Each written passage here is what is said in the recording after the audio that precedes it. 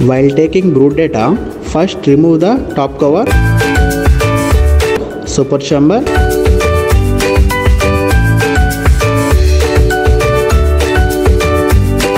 and cover the brood chamber with a cloth to maintain the inside temperature and prevent the disturbance of honeybees. Start taking the data from 8th frame. This 8th frame is empty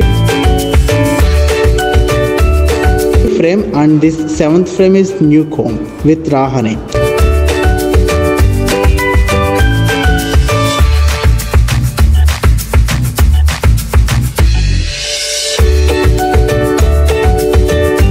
In this next frame, we can observe the food, brood and pollen. The food will be present at top and middle pollen and the brood at the bottom.